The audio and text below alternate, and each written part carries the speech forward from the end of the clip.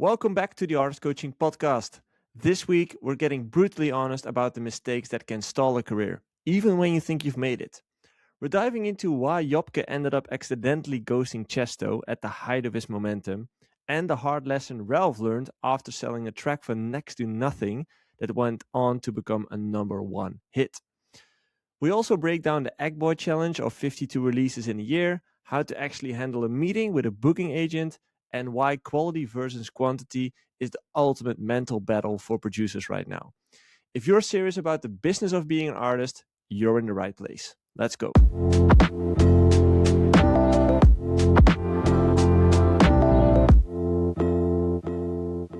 Yes, welcome back everyone to the Artist Coaching Podcast, the podcast for the artists who are still here, Ralph.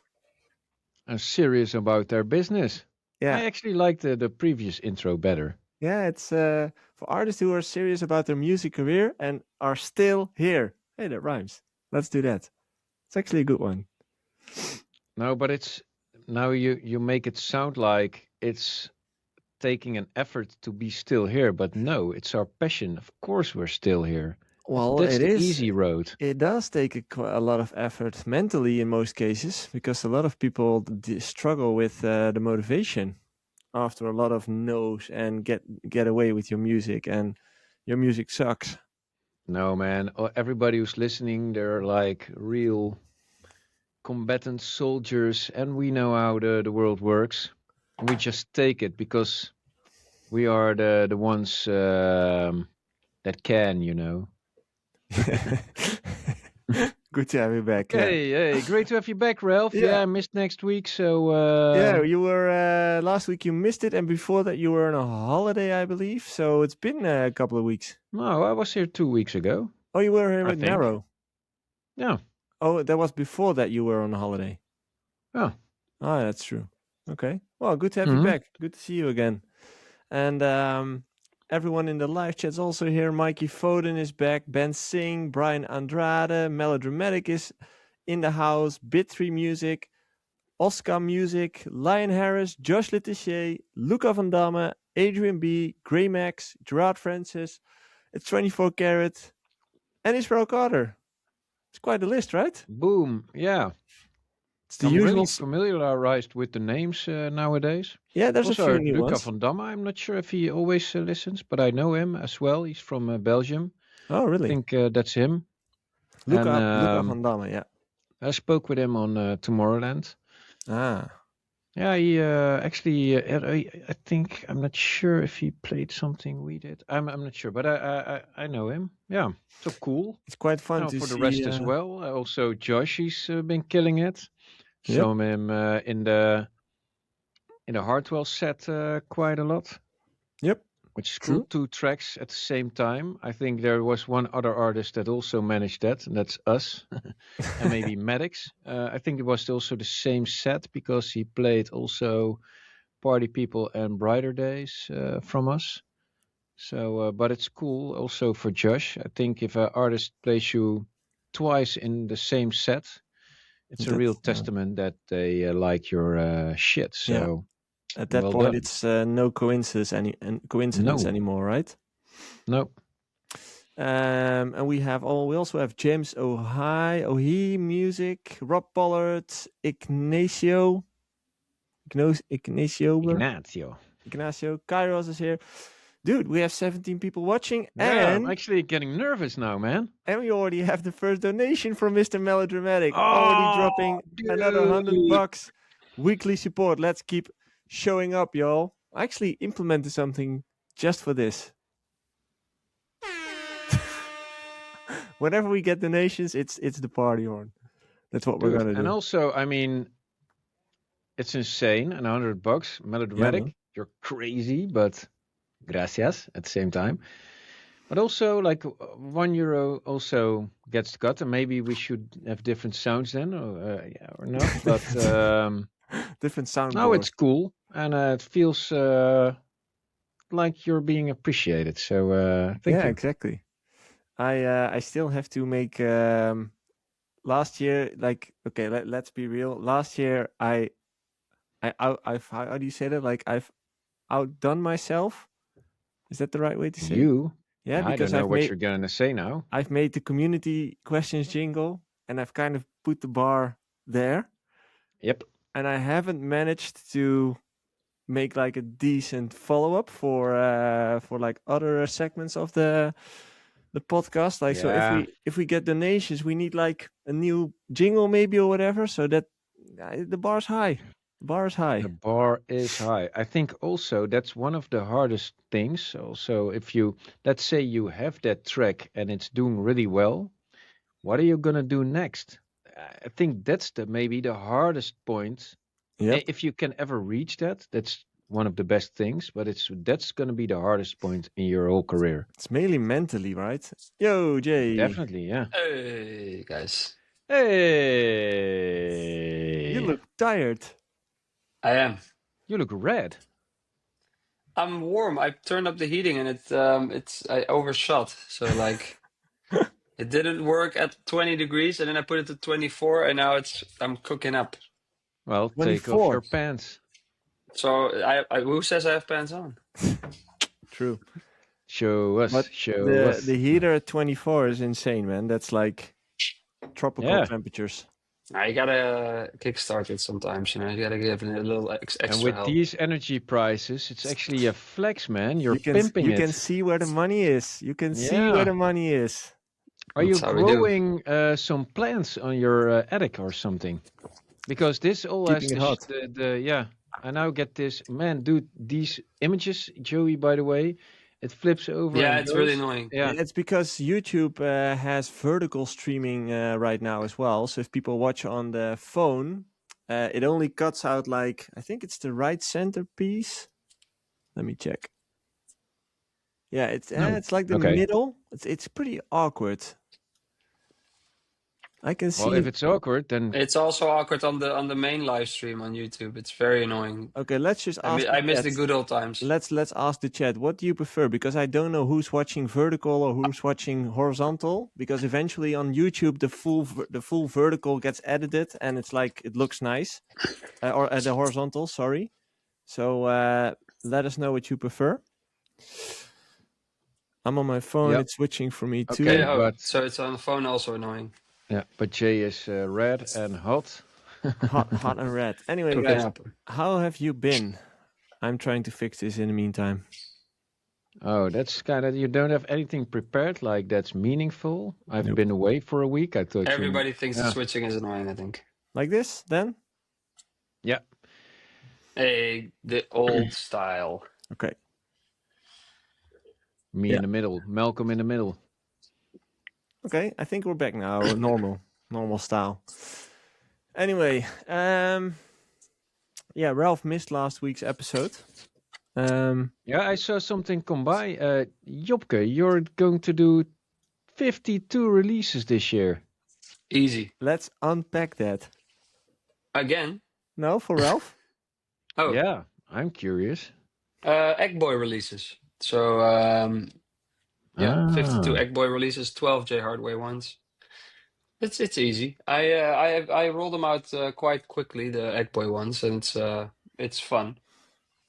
There was someone. And I work with a lot of samples from Splice and stuff. So like sometimes I find a sample, and then I put a bass line under it and some drums, and then you make like a 2-minute arrangement, and then it's already like a. Well, then you work on it maybe an hour or two more, and then it's a full track. So it's. And I told last week, because my kids are now 1 and 3, so I have a bit more time because sometimes they actually play on their own. So then in those little moments, I can just make some ideas, and I just had so many that I was like, hey, let's try this challenge. Yeah, okay. I'm now like all planned in until all of March, I think. So it's that's going well. Okay. We actually had someone commenting on that episode last week, which was Thing Promotions. He said, or she, I don't know. I'm releasing 52 releases per year, fourth year in a row. It's manageable. It's just time management. And then I said, like, do you have any advice for Jay? And he or she said, don't overthink and just do it. Just do. Just do. Just do. So it is doable. There have been people who've already done it. So it's achievable.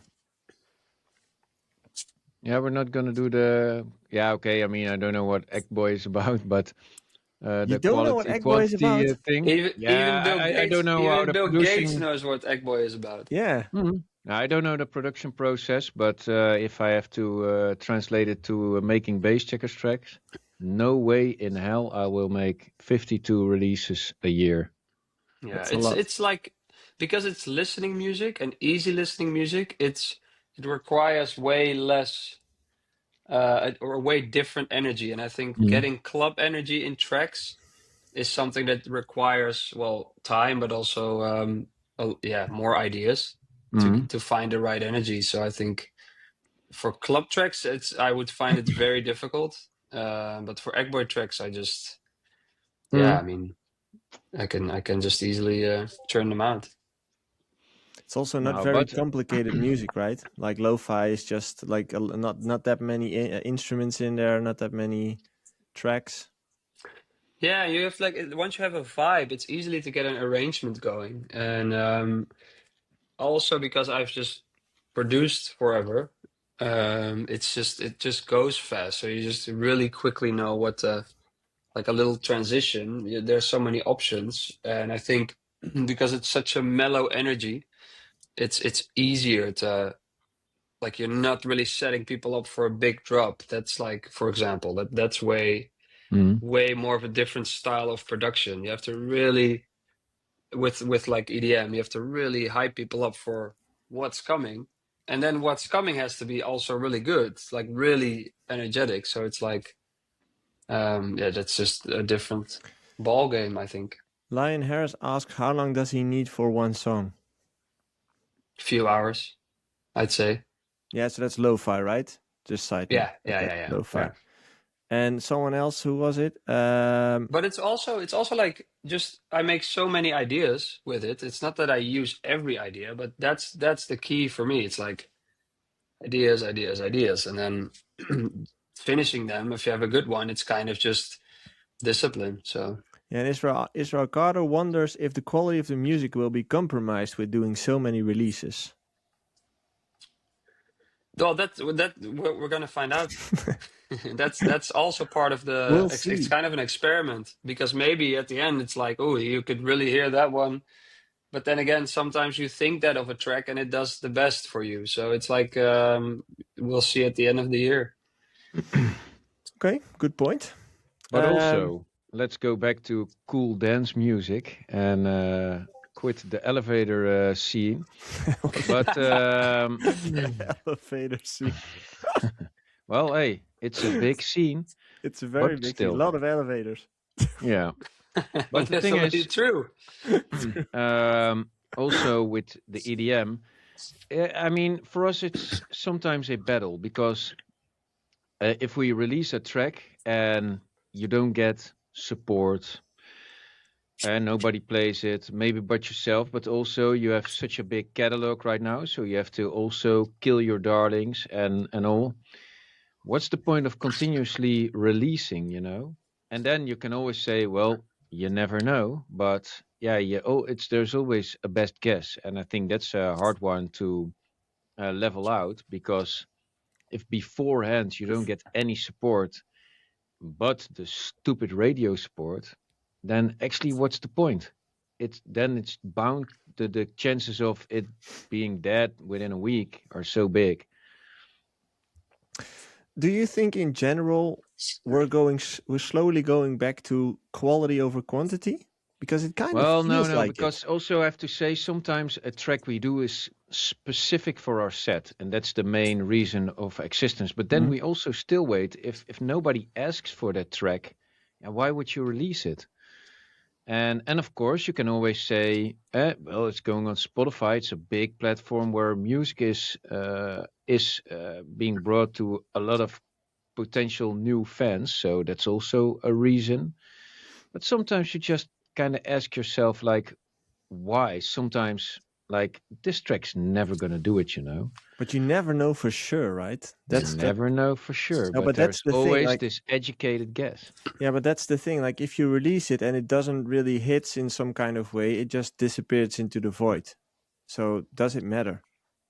That's also a valid question. It's a very interesting Yeah, but question, I then think. if it goes into the void, then the conclusion must be I haven't done shit because the result is shit. You have to even work harder. Yeah, but it's like the chicken and the egg story. As in, up front, you don't know if it's gonna hit. Like, there could be some. No, but there's always an educated guess. Yeah, but that's only possible if you already have support or if you already have a fan base who can give you feedback on it, right? Yeah, that's what I'm saying. Why would Yeah. you go over if, let's say, the feedback is always negative? Should you then do a self-release? If that track has negative feedback. Yeah, or not positive. I think Okay, when people say, "Oh, it's nice," but they're not gonna play it, then they probably think it's shit. But I was just being nice. Yeah, it's true. I think why would I release this is a very, or if you're a producer and have tracks, why would I release it is a very good question. But on the other hand, why not these days is also a very good question. Yeah. You know, if you have a track and you finished it because you were like, I'm at least going to finish it, the why not is also kind of like, yeah, well, does it do damage? Maybe not. Or if it costs you money, it might be an option to think maybe that's not smart. But yeah, usually now, you only pay over with some distributors over what you bring in with that track. So Not it's a lot kind of of not a lot of investment, and you've already done the work, so why not give it a shot? But it's a good thing to think about, especially if you have or you're focusing on a track that no one likes. I mean, yeah, maybe then move to another track. You know, it's like it's a very it's good to be thinking about that. Yeah, but it's nice if you can keep your Spotify a little bit cleanish. That if it happens and you have a great hit, that people go to your page and don't have to listen through all this bullshit music. But to go to Avicii's page, there's so much shitty tracks of him. Like don't you think most people go to the top 10 of your page? No, there's some tracks of Avicii that, and with all due respect, of course, that are not that good because they were for that time releasing a lot of stuff, and especially before he blew up. Are you talking but about? No one knows Bromance? about all those songs. Yeah, Bromance, like that kind of experimental. No, but like other tracks you don't know of because you've never heard them but they're still there somewhere on his Spotify. No, true. Yeah, it's nice to show the journey as well. There's its pros and cons. But I mean to say, like, no one sees those tracks anyways, even with someone like Avicii. So it's like just disappears. Does it matter? Yeah. It's true. Also, the way Spotify is consumed, nobody knows what's outside of your top 10 anyway. Yeah, exactly. Like most people will click through your profile and only will see like the top 10 and maybe an album if you've got one, but that's about it. I do. I know. And then I look at a person and go like, this is shit. Hey, by the way, I see a lot of questions coming into the chat. The chat's on fire today. We have 28. Let's go. We have 28 people watching live. Welcome, everybody. Also, a lot of new names. Welcome, everyone. If you have a question and you want us to answer it, please send it into the Discord. I just dropped a link in the chat, but it's also in the description. And I would say let's go to the community questions because there's a lot of questions. Hey, quick break. If you're an artist who's serious about growing his career, but you feel stuck and you don't know what to do, you feel overwhelmed, that's exactly what we help you with at Artist Coaching. At Artist Coaching, we offer one-on-one personal coaching for DJs and music producers who want to turn their passion into a sustainable career. Whether you're struggling with finishing your music, building your brand, or just figuring out how to stand out, we've been there and we can help. If that sounds like you, head over to artistcoaching.nl and book your free intake call so we can check where you're at in your career and see if we can help you. All right, back to the episode. So let's go to the... Dude. Community questions. As always, we take on questions in this podcast, which you could send in throughout the week in our Discord server. The link is in the description if you can't find it. Let's go to the first one. Oh, by the way, it's a question from Rob Pollard. I believe it was him. I have to double check because he mentioned that he just released a collaboration. Or was it Judgment? No, it's Judgment. Yeah, it's Judgment.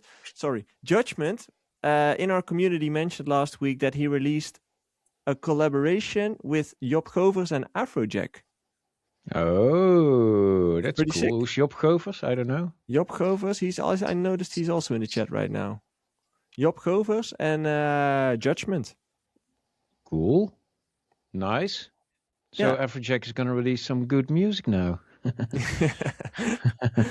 It's it's them. Yeah. Anyway, going back to the questions because I thought it was him, but it wasn't. That's huge, yeah. I mean, Afrojack is still Afrojack. Very huge. Congrats with that, Job and Judgment. Insane. I'm Rob curious. Pollard. He starts with community questions. Question 1. What was a major failure in your career and what did it teach you about eventually succeeding? Oh. Whew. Yeah, I'm not gonna say the biggest failure. Secret, man. Still hurts. Still hurts.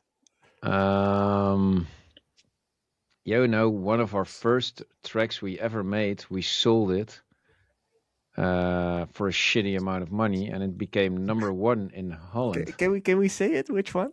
Is that? Yeah. It's Parapapa by Quintino. Rob das Armas. Rap das Armas. Yeah. Oh man, that was fun. I sold it, and then 2 weeks later I heard it. But also, it was the way it didn't really go that well. It was just weird. We didn't make any agreements, you know. And did that hurt, or was it more like you were okay? No, with it? to be honest, we were set out to do a certain thing, and that wasn't the way we were doing stuff. We didn't even play it or anything, so that was okay. Okay.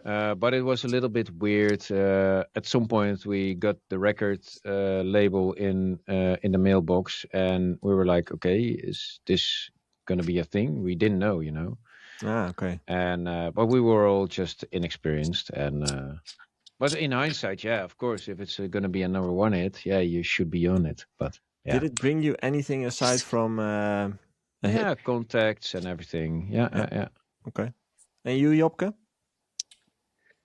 I don't know if there's any real failures. I mean, there's stuff you learn from maybe, but there's one where I was on the email with Tiësto. This is like 2016 or something. And he's like asking for tracks for a collab. And I have some tracks that I sent, and he liked one.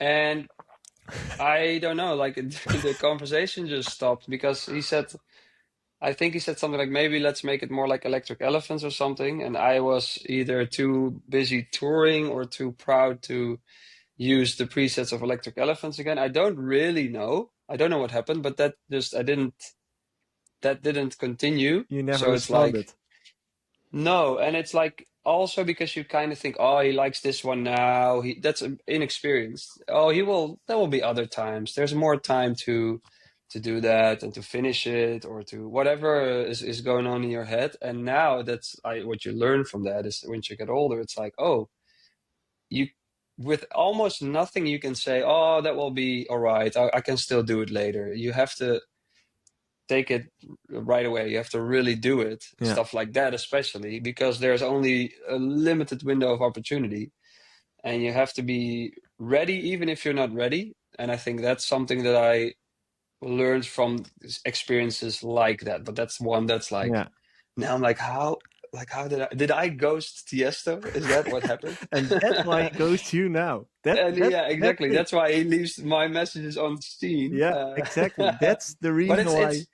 That's just being inexperienced or maybe a bit maybe not arrogant, but like, oh, it will be all right, No, I'll I talk get to it. him later, and then it's You're you just just overwhelmed by all the success. And when you have momentum, that's when you should really have a clear mind, because yeah, that's also where we made our real mistakes. When somebody big gives you confidence, really, really attend to that, and be grateful, and value that, and because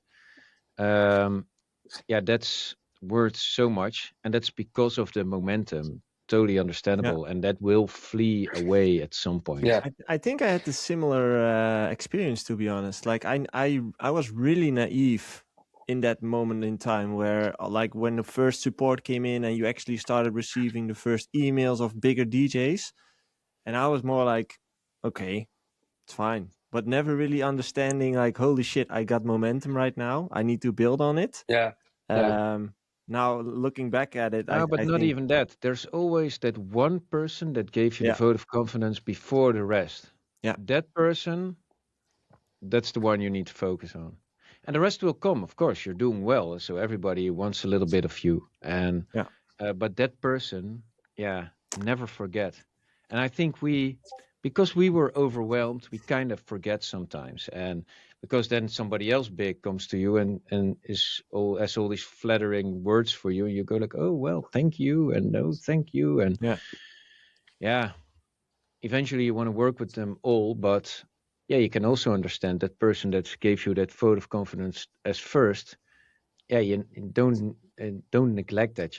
Yeah, exactly. By the way, I think we just hit a new milestone. We hit 30 people watching live. Dude. That's pretty nice, right? People Yeah, go. it's amazing. the horn is also very nice. Yeah, I love the air horn. I loved it last week. I was my podcast started like I'm listening to the podcast, and then the R one came on, and then you in the beginning had this air horn. And I just was in the gym. I laughed out loud. I was like, no, stupid you air know, throughout my whole artist career, the party horn has been has on had a the role in USB. it. Like whether A you were playing cliche R for and a B, reason. hip hop, EDM, doesn't matter. The air horn always performs. It always hits. It does. Okay, let's go to the next question. He has a Um, second question in his question. I yeah, don't know how much. how important are invisible elements like atmospheric, is it right? Yeah, to build Yeah. tension that the listeners feels rather than hears. So more like Yeah, ear very candy or something. important. Yeah, Sometimes you wanna because you just wanna keep the tone of the track, so you don't lose tone.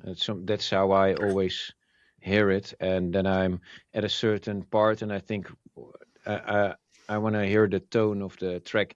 Then I either take like an atmospheric thing, or like a drone sound, or like these granularized things to keep the tone of the track, and you just hear it barely, but it keeps the tone throughout, so it kind of glues everything together. okay.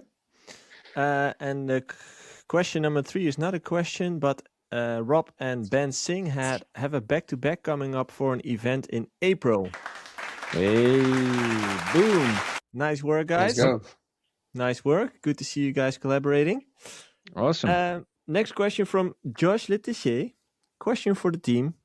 I have a meeting with a booking agent coming up. Given your extensive experience and knowledge working with agents, what is important to discuss and consider other than the obvious?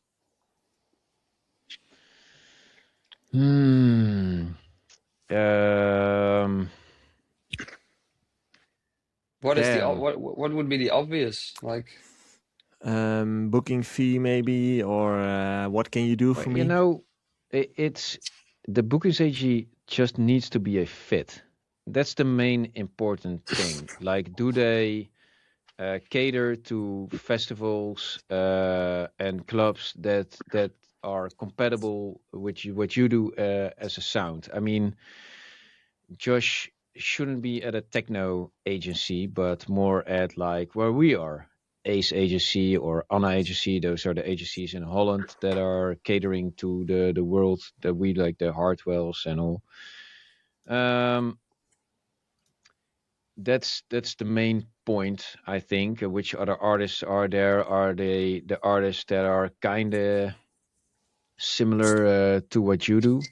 Because that's important. Because a lot of the bookings you do, it's not so that people call like, hey, I want to book Jobke Tiësto.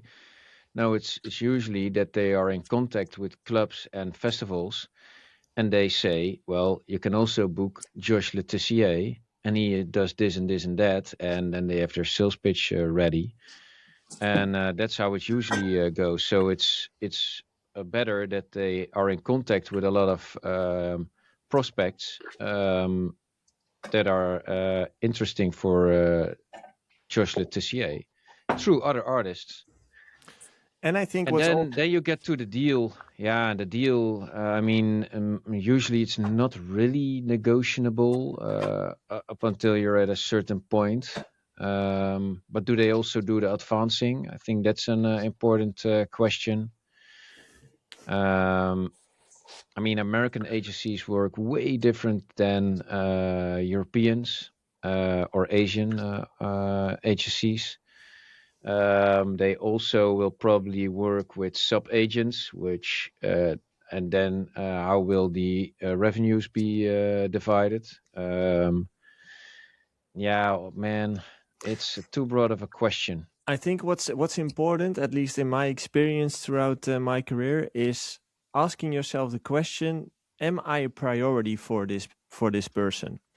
Because if you sign with too big of an agency with artists who are a lot bigger than you and who earn a lot more money than you, it could happen that if you sign with a big agency that you don't have any priority and you kind of get lost in everything.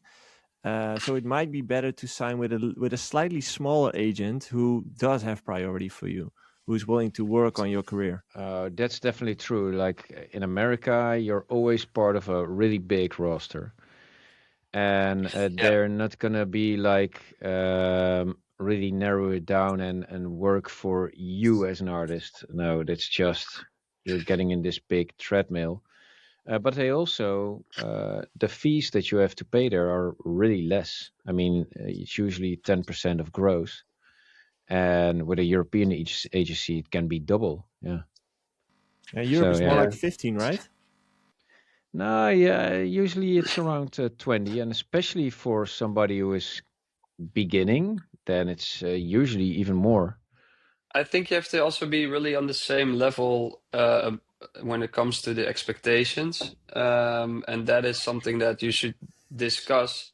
Like, is it a realistic story that hey, what can we do for you? And they're like, yeah, well, next year you're Tomorrowland or you're this and that. And it's like, then you're maybe not on the same level yet.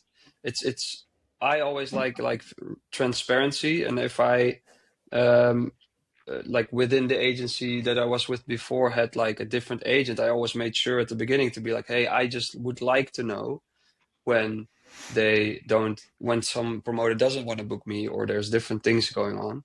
Of course, they will never give you all the details because it's a lot of politics, but it's good to be on the same level and have the same expectations that are realistic. That is something that in a talk with them that you have to kind of feel a bit as well, like because but that's also personal because I don't like when someone is kind of bullshitting or like just say it how it is, and that's what I like. I think that's But also still Dutch. it's Dutch, but I also what's not Dutch, I think you do need the crazy high goals, what I think, but you have to be realistic about it at the same time. So you're like, hey, I do want to play Tomorrowland main stage. Well, then my agent at this point should say, maybe not this year, Jay, maybe not next year, but maybe the year after that. It's like that kind of to find a good balance, but that's also personal to personal preferences. Okay. Next question is from Mikey Foden. Do you think we will see any trends in 2026 to lengthen the DJ sets? These days, club festival sets tend to be an hour long, but it seems extended sets are becoming a bit of a sales point again. Yes, you can see it. Yeah? How long is the trend right now? Like 2 hours again, or? No. I mean, it's still usually 1 hour, but you Can moreover see 1.5 hours now, sometimes 2. But yeah, it depends on the music, the stage, and I don't think we're gonna see it on main stages. Okay. Question from Renzo, our content creator. Question for Jobke. Since you started making your melodic rave sound, do you consciously think about making music that fits that mold when you are creating, or does that type of sound just come out naturally to you? That's a bit of both. I think it has to come naturally to me, otherwise I wouldn't enjoy it. But there's definitely, when I start in the studio, I'm going towards a Jay Hardway idea. When I say like I might not end up there because I still have this freedom of like the idea can go anywhere. But usually choosing a certain BPM, which I now usually go for like 132. It's just what that feels natural, and like the style feels natural. But yeah, there's definitely some kind of a mold that I wanted to fit into. But that's why not every idea is a great idea or a great track, but that's fine. Yeah. But I think it can be helpful to have kind of an end goal, like ballpark in mind, like that can help with being creative. Also, Yeah, like a vision, right? Like it needs to fit your yeah, world. It needs to fit the world that you're creating yeah, at this yeah, moment. yeah, and still have like but that's a bit more on the side. Like you still have, oh, this is a good idea, but it's not that. But I still want to see where it goes. You sometimes need to allow for that as well. Yeah. But limited maybe. Yeah. Okay. For everyone checking into the live stream right now, welcome. We are answering questions which you can send into the Discord. The link is pinned on top of the comments of YouTube or in the description. Question for Ralph. Do you produce any other genres just for fun, besides your usual sound, I mean? If you do, I'd love to check that out, maybe on a secret SoundCloud profile. Nope. Short answer. You're only doing bass checker stuff. Oh no, do more, but it's all kind of the same. Okay. Yeah. I don't do pop or anything, drum and bass and Elevator music. elevator music. No. Oh, just banging, energetic dance songs, man. I think it was Josh who had a pretty good fun laugh. He said, elevator music is uplifting. Oh, dude. That's a legit dad joke. Yeah. Mic drop. No, man, it's just a really good joke. Yeah. It's a really good joke. It's very good. I'm gonna use that one, Josh. Thanks. What is, if people ask me about Ekboj, what does it sound like? Uplifting music. Elevator music, but it's uplifting. Yeah, exactly. Question from Future Dynamic Music, which is, I think he or she is new in the community. Yeah, you're new. Welcome. Question 1. For artists starting to translate releases into live shows in the Netherlands, are there any particular cities, venues, or types of nights you'd recommend focusing on early, especially outside the obvious big room circuit? I've heard smaller rooms in smaller cities can be really good, but not too small. There's no one to show up. For an artist, if it's really small, it's easier sold out, which is good. I think I would even start small, like just make sure there's 20 people there. But to be honest, for big room, there's nothing. The club scene is really dead. Maybe Escape? No, man. No. Big room is being played nowhere. Like literally nowhere. That's depressing. That's really depressing, yeah. I would start small because it's better to host like a venue of like 20 to 50 people. Make sure it's packed and film 20? That and use it as content. 20 to 50 people, that's a birthday, man. Yeah, like a small venue. Like those you see. We're not all popular, Ralph. No, try out for 200 people. I mean, come on, it has to be a little bit of a rave. Yeah, but 200 people. 100 to 150 is Hey, It's a dude, lot, just but think about something cool. I mean, there must be a market for a certain style, and then, I mean, if that there's not, yeah, you should do a little bit of research, and then get your friends to go there, and friends of friends, and make sure there's something cool or a cool marketing thing around it, and yeah, I guess start yeah, start where you live. Start where you live. See what's there, and know the then market. go. Yeah. Yeah. I actually had a client last week who is going to do a party in his hometown, and he found out that the venue was for free because it was covered by the city council, or how do you call that? Like gemeente? Where's this? How do you call So it? now he lives there. It's Breda. Huh. It's Makes sense. Breda. Yeah. Yes. Yep. Which venue? The Mez. The Mess. Yeah. Really? The Yeah. Mess is pretty big. Yeah, but they also have like a smaller room, I believe. Oh, Pretty sick. interesting. Nice. Yeah. So you should move. Oh, it's Question only 2. for residents of Breda. Only for residents, yeah. And rude. creative residents. So if you're an artist and you're from that town, yeah. could That help. sucks. Maybe in Tilburg has the same with 013, I don't know. Yeah, But I'm also not a Tilburg resident. I'm here from you can go to Waalwijk. Tavernu. Yeah. But Next to question. answer the question, I think start locally. Yeah. Start small. Doesn't Yeah. matter how small. Yeah, even birthdays can bring you in touch with someone that hosts a party that, I mean, Yeah. can go, and that can go bigger and bigger and bigger. You should just do your birthday in a venue. Make your whole family buy tickets. They don't have to bring a cadeautje, a present. Buy a ticket. A cadeautje. Yeah. I mean, you could do a birthday bash, invite some friends over to play, and also that's actually a good one because that's how Marlon and DJ Upster back in the Yeah, day Kelder Club. started. But also Marlon and DJ Upster they threw parties, and but Marlon also knew that Appie had a lot of friends, so he would fill up the room. Yeah, exactly. Eventually, they became real friends, and so yeah. But at first, he was going for his Fake big friends. friend group. Yeah, Yeah, exactly. Okay, I had question a 2. bachelor party of Appie, by the way, this weekend. Oh, really? Is he married? Yeah. Oh, He's wow. marrying. Yeah, Nice. we went to Marrakesh for 18 Wow. hours, so that was Casual. quite a hassle. Yeah, Very casual.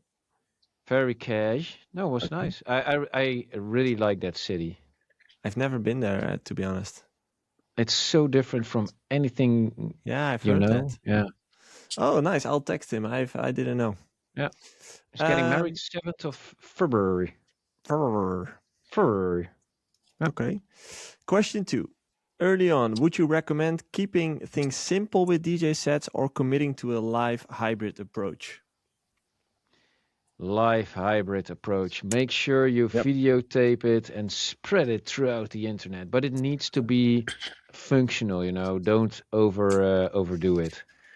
Yeah, Yeah. I agree. I think adding something live just makes the whole thing more entertaining and more special because just DJing, yeah, to be honest, a lot of people can DJ these days. It's not a skill anymore. So yeah, adding a live It is. element. It is a skill, and Good DJing is a skill. That's everybody true. who actually does it, and you know, it's interesting because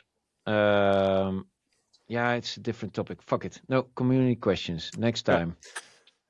Question 3 from Future Dynamic Music. How do you handle fees in a way that feels flexible and fair without setting the wrong expectations long term?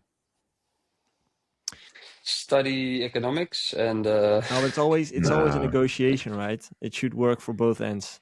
Yeah, Yeah. just put on the table and be transparent about Yeah. the whole ordeal. But it's a hard thing. There's no. It's just always you have to kind of feel the situation, trial and error. Yeah, ask and yeah, other DJs. Maybe if you go to a bar and you become friends with the DJ, you can say, "Hey, how much do you get?" Or you know a DJ somewhere, "How much yeah, do you get?" And then start from there. That's how I did drive-in shows with like then I rented all this equipment, and then I had all this lights, and then I put like €50 on top, and then some other DJ was like, "Dude, you're not making any money. It's 2 days of work because Yeah. like bringing it all in, and then in 50 euros, you should put like 200 euros on top and just divide it over all the other stuff. So the lights cost you 100, you say it costs you 200. And that way you make a nice invoice for the customer, and they're like, oh, that's a fair price. He only Yeah. makes, but that's just saying you can then talk to others and then realize, oh, I can ask more. And yeah, with someone you're negotiating with, definitely be just transparent and Okay. Yeah, but also it took you like a day of preparing, playing, and everything. You were paid 50 euros for that day.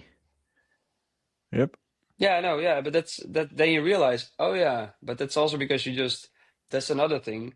Just Mm. do it, like oh, I can only get 100 euros for that or something. You just do it and see, does it work? It's I- kind of, you have to start somewhere. I also started playing full nights, so all nighters from 10 till 4 o'clock in the morning for $75. Yeah, Mm. similar That's stuff. how I started. Yeah, and free beer. That was the Oh. that was it. The trigger. Okay, next question from Grey Max. After getting support from well-known and big DJs in their radio shows and gigs, signing for good and some big labels charting regularly on Beatport charts, and gaining some traction on Spotify, what is your advice on how to get decent gigs and bookings if your sound and electronic music in general is not much popular in your country? Okay, so I would translate that in if you had some form of success, some form of traction, how do you translate that into bookings? Build a brand. Yeah, I mean, yeah, and it's not in his own home country. If it's not Yeah, much, you should. This would be the moment to sign with an international agency. yeah, but would they be interested already at that point? Well, if you get regular support, you chart big on Beatport and sign with decent labels. Yeah, that's why true. not? Yeah, that's true. You could Yeah. give it a try. That's true. Yeah. Okay. But as a side note from this as well is that gigs, it's not just music that will get you gigs. It's also the brand that you've built throughout the years that will help you. Most definitely, Yeah. yes. So it's not just the music. Also focus on your content and the brand that you're building, because that will be the key to your gigs, to be honest, in most cases. Your music is Yeah, part of it as well. find where it is popular, your style, and go there, or like try to get into that community, somehow. I think that's what you gotta try and do. Be there, whether it's online or in real life.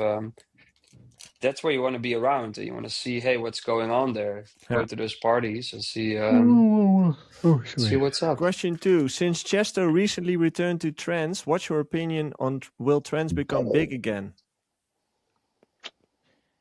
Oh, yes. Kind of Well, is, not right? as big. I mean, it is big, and it's Yeah. been here for a few years now. I mean, there has been a lot of trancey influence everywhere. I love it. That's cool. Yeah, I think it's never been small. It's been maybe a bit more niche, but still very big. And I think now, like how trance was, I think that's what the entire dance scene will be like. There will be But this it's funny, huge Hey, niches. I've been talking about all these artists, like I've mentioned Pegassi and Odimel. I mentioned him quite a lot. That's what's in his sets right now. And so glad to have you guys now also on board. And No, but yeah. I'm saying that it will be a niche still, because there's people that go to Tomorrowland that won't even know those names. No, but it's more really, splintered really, out. really, no, but it's really bigger now. You will see these artists that he plays now on the main stages as well. And that's because it's just getting more popular. Yeah, it was already, but it's getting more and more. Yeah, true. But to be honest, I mean, a lot of people, in my opinion, have been slacking and stuck in the old world. But this moment that it would come like this, and somebody, I mean, you also saw Armin cooperating with a lot of cool new artists, and now Tiësto also, and I really like what he's doing. But yeah, it doesn't come from nowhere. It's not all of a sudden. It has been brewing quite a lot. Yeah, that's And true. A lot of the names that also have come by here, I mean, those are the names that are being played Yeah. by those guys. True. So, Okay. yeah. Next question from Lion Harris for Ralph. I really like your new release, Ralph. Rave Baby. How do you mix your offbeat basses to sound so clean in a mix? When I sometimes use those kind of basses, some nice frequencies of it get lost because of other elements on top of it. Any tips? I mean, that's where the magic happens. Your kick and your bass. And the rest is actually more easy. But the challenging parts are always the high end of your bass, because that's going to mingle, in this case, with an acid sound. And also the kick, yeah, man, it's actually hard to explain. It's also kind of a feeling if you just feel it come in. But it's never just one sample. Sometimes I hear the low end of a certain bass and I like that low end, or I used it before, and then the top end is from another bass. Then the kick doesn't always go so well with the other bass. Then you use another transient, and it's really like, oh, is my internet stable? Well, yeah. No. I Yeah. was just like reading, so I was frozen. Yeah. No, but now I saw the letters in my screen. But it's just a trial and error, and it's a lot of using of samples and listen to it, and also kind of what you feel. And the low end is important, and the transients are important. Yeah, it's never just one sample. And just try and try and try. I have so many times that I have a track, or I'm busy with a track, and then I think all of a sudden, man, this kick is way too pointy. And then I, boom, lose the kick and go all different. And then if you lose the kick, you have to change all your mixing stuff. Am I stuck or something? Or No? No, but it makes me think of that movie, The Dictator.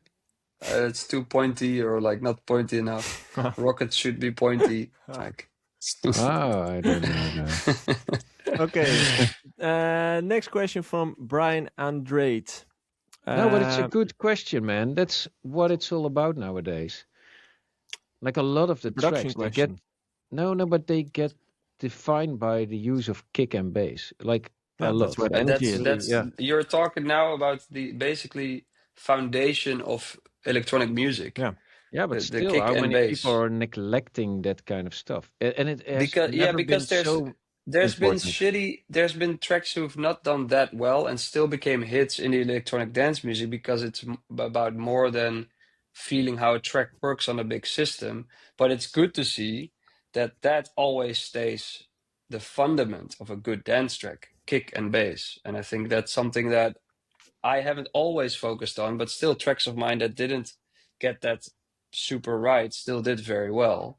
But eventually it always comes down to, if you nail that, that's the foundation of your track. True. That's why hardstylers put so much time in their kick. No, but that's a different ball game. It's also part of their, like the kick is also part of their yeah, melody, but what right? they do, that's totally, I mean, I can't even. It's weird shit what they do. It's nice. And it's so much different than from what we do. Let's go on to the next question. We have quite a few to go, I see. Yeah. We're busy man. I've noticed that, for a question from Brian, I've noticed that a lot of DJs and producers release their mixes in different formats on platforms like SoundCloud, Mixcloud, and YouTube. Sometimes as a DJ mix, sometimes as an episode, and sometimes as a radio show. For someone who's just starting out and who wants to share their mix, what do you think is the best format to use? I think that's more like how you would like to name it, right? Because there's no real difference between a DJ mix. A radio show assumes that it's a recurring thing. So if you would like to do it weekly or monthly, then you could call it a radio show. If it's just a one-off, then I would call it a DJ mix. If it's a DJ mix that's made in Ableton, no one per se cares. It's like, yes, it goes online on the online radio stations, and that's fun, and it's maybe cool for a bit of branding, or people want to work out. But for promoters, they want to listen to, hey, what would a live set of you sound like? And that would be you had a gig and recorded it. So then it's a different kind of DJ mix, I think. So It can for also because I see in your question. can also be Ableton. I mean, they're No, not but I gonna see in hear. his question, he also asked from a club or promoter perspective, what do they actually look for while listening to a DJ mix? Just Well, then what it's a you DJ mix stand that, for. yeah, but it's nice if you had a gig somewhere and Like it's a like, live oh, that's set. what he really plays live, because that's different than an Ah, Ableton mix. promoters just want to see if that sound isn't that just fits their club. And yeah, if you're gonna play heavy metal all of a sudden, then they're gonna be like, "Oh no, not for us." Yeah, I think Although, yeah, I if want it's to a see somebody mix heavy metal.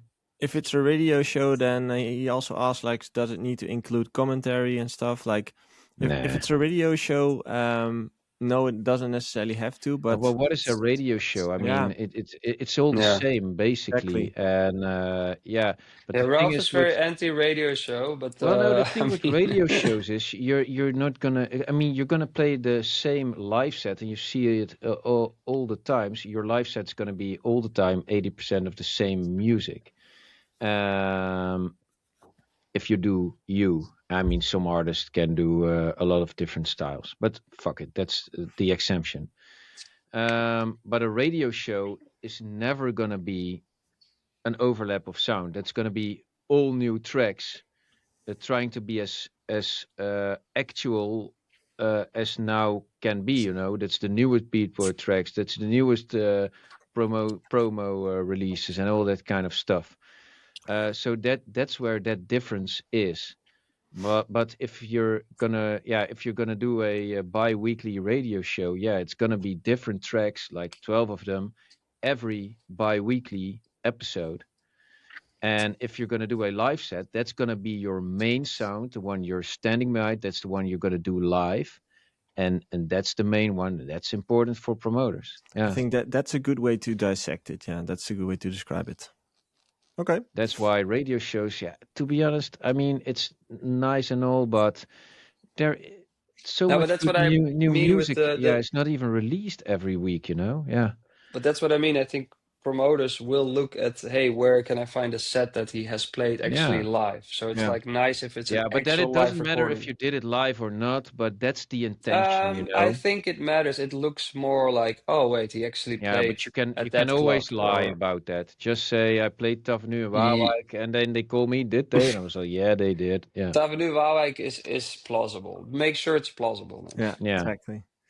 Okay, let's go on to the next one. We have a question from Second Memory, following up on questions from last week about DJ fees. For international shows, I'm currently being offered landed fees for around 500 to 700 euros, while flights alone are 3 to 500 euros. I don't have much international shows, even though I'm signed to Revealed, Stamped, etc., and almost 150k monthly listeners. Would you advise to take those bookings like this or decline them if the event is not willing to pay higher fees? I guess take the bookings you need to like make your content. Yeah. If you're not losing money on it, maybe you can lose a little bit of money on it and try to build If they have for bigger marketing, shows. yeah. If they have marketing value for you, then yeah. Yeah, It's like an investment, right? But Depends that's on the the show. thing. I mean, we were talking about big room and all, but the market for those kind of events isn't that big it's anymore. very small. Yeah. Yeah, true. Yeah. But it might be in 10 years. Definitely. 5 might years be or 1 next year. or You don't 3 know. months. Yeah. Yeah, I- you never I- know. Yeah, And yeah.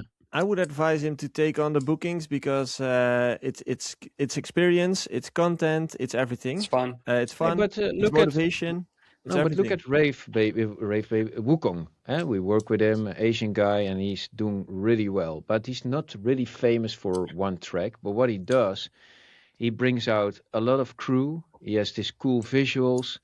I mean, he himself is like this persona, and It's like a now he brother of plays Marlon. EDC Tyler. Yeah, I mean, they work really well Yeah, together. but they look alike as well. They kind of look alike Yeah. as well. Yeah, but that's because they're both Asian. It's kind of racist, And, but and okay. tank tops, both tank tops. Both tank tops. Oh, that's the angle. Okay. Yeah.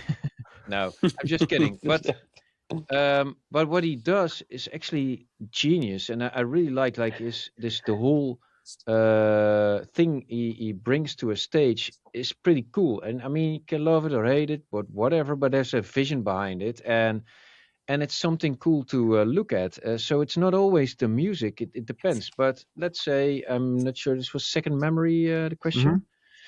Let's say Second Memory also has like this vision, and this gives you an opportunity to show it to the world what you do on a stage. But then think about am I in the possibility to uh, to show the world that vision I have? Is this club like well equipped for making content? Do I need to have another videographer? What can it bring me? But if it's just you standing there playing a set, then you can think about, okay, is this what people really want to see? And that still can be. I mean, that's what we do, and then it's a way of bringing about your music. But then, please do note that you need to like really think about how am I gonna film this, tape this, and that it has some added value for your socials, because nobody's waiting for shitty content, you know. True. It's kind of harsh, but yeah. But so it can bring you some value, but you really need to think about, okay, let's do this. It's gonna cost me a little bit or not, Yeah. but how am I gonna And maximize this? and realize that with those releases on Stamped, Revealed, and 150K monthly listeners, I don't mean this disrespectful, but you're in the building up phase of your career. So it's like that's also important to realize. Hey, man, now you're probably not gonna make a profit, so you wanna. Hey, It's it's good to still invest. it's impressive, and It is, but that's why I mean I don't mean these to. are the defining moments, and now Yeah, is where you have to punch through and get to that million, and also that million is not gonna Still say hard. shit, you know. Yeah, exactly. And getting people to really buy tickets to see you as an artist, that's Very hard. actually really hard. Yeah.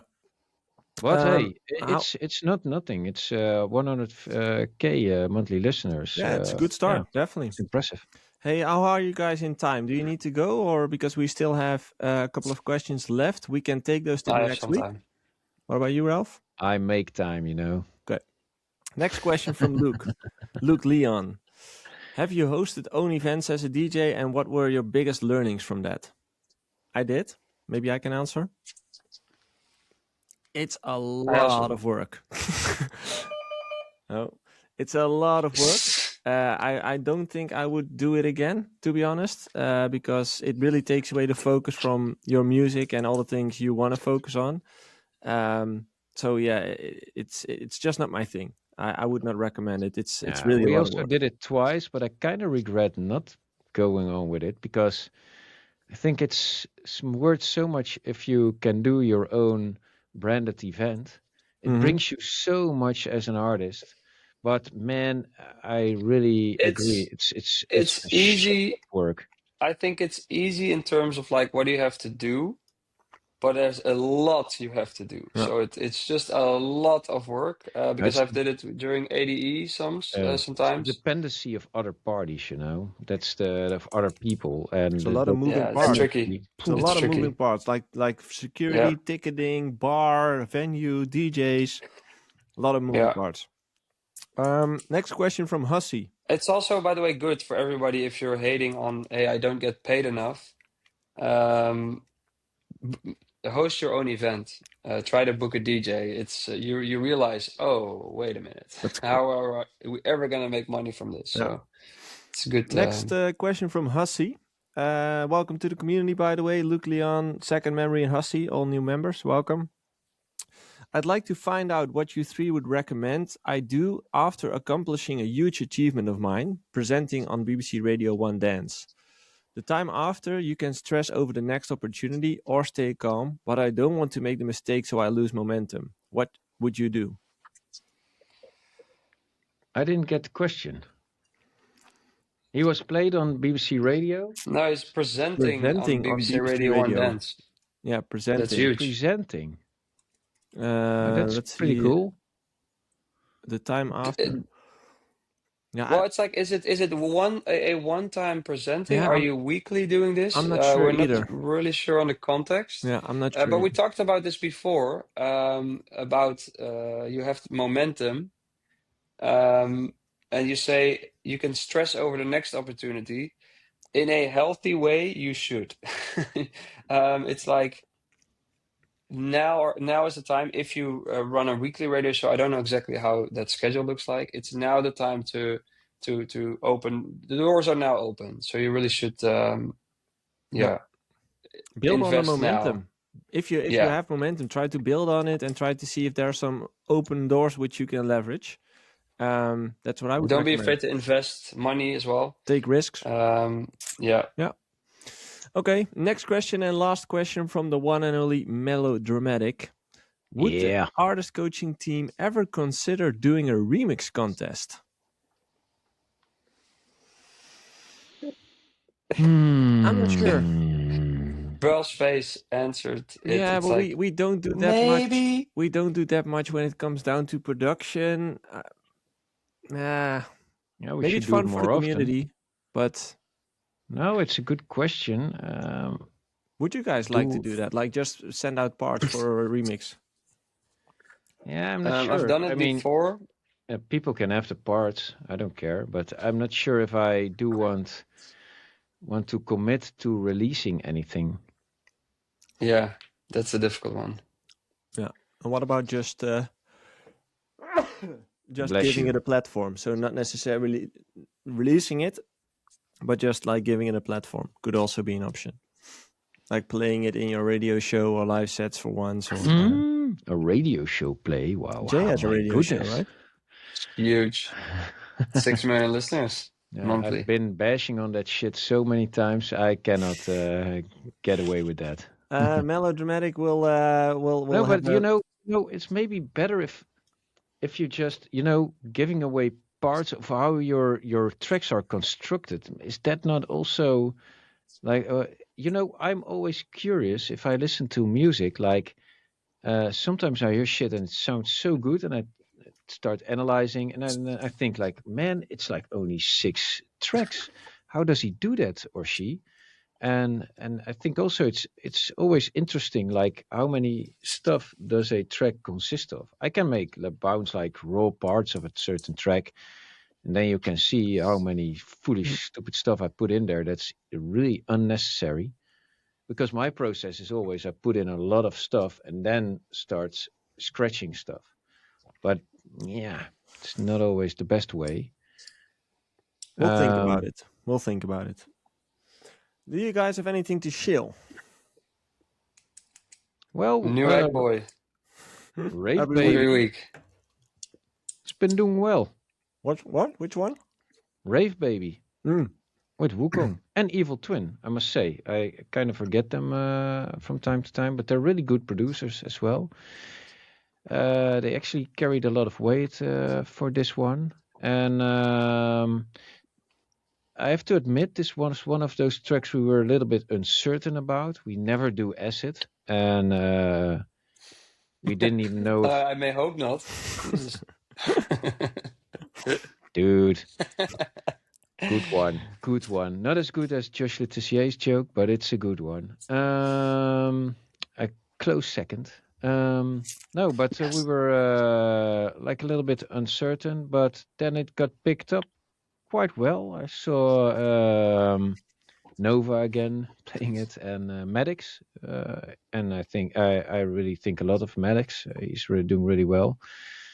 So that's cool, and I think I saw 99s play it, so it gets picked up quite a lot. And we were also a little bit uncertain about the whole vocal thing, but it always did well in our sets, so we were like, fuck it, let's do it. Okay. So yeah, Rave Baby. Rave Baby, check it out. It's on all platforms right now, and this is our time. Jay, It do you says. have any uplifting music to shill? Ekboj every week. Check out the profile on Spotify. And new Jay Hardway track coming next week, Friday. Boom. Hey, do Nice. you still have all those Instagram top 10s with Ekboj, or? Not with the recent ones. No, there was like a Okay. period like the year before, 2024, that Mhm. really like some tracks blew up.